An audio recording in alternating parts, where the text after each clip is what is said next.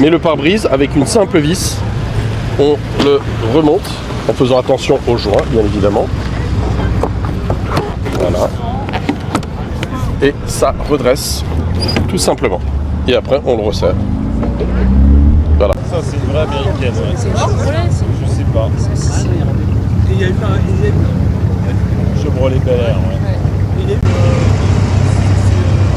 C'est un des mecs qui sont à l'origine de la trace. Et on est sur un Neckar 1966, deuxième marque de Fiat dans les années 60. Modèle spécial Saint-Trope.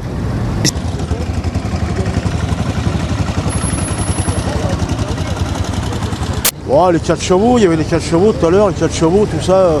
Il y a le cimetière Sport. Bon, tout ça, c'est les voitures des années 51, 52. Voilà quoi.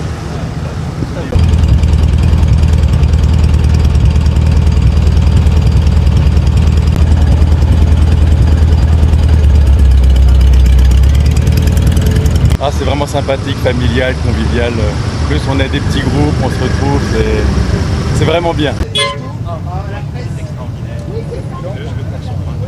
Passez une bonne journée.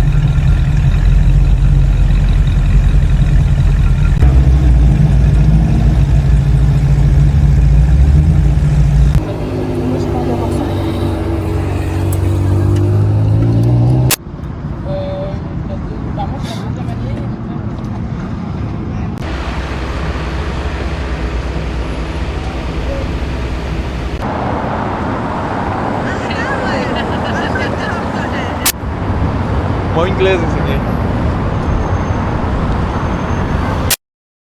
Alors, chaque année, on essaye d'avoir un thème un peu différent. C'est-à-dire que là, on va passer sur les grands travaux d'Haussmann avec les percées qui ont été faites, puisque Haussmann a vraiment ravagé Paris de l'époque. Donc c'était quelque chose où il est impossible de circuler. Il a fait des axes de circulation. Il a détruit ce qu'il y avait comme habitation, mais c'est passé. Ce que j'aime beaucoup, c'est une bonde, comme James. Et en fait, c'est une 3 roues complètement folle. C'est-à-dire qu'il y a une roue à l'avant et une caisse complète de voitures qui semble flotter carrément. Et d'ailleurs, c'est relativement instable. Il y en a qui se sont retournés assez facilement. C'est une bombe bug de 1970, c'est quand les Anglais se mettent à vouloir faire du design. Et donc, il y en a eu 2200 exemplaires et ça reste assez rare parce qu'il n'en reste pas beaucoup. Et il y en a très peu en France. Alors cette voiture est une MG TF de 1954, un moteur 1275 cm3. C'est une voiture qui a tapé dans l'œil de mon père en 1962, qu'il a acheté d'occasion. Et depuis, elle est restée dans la famille.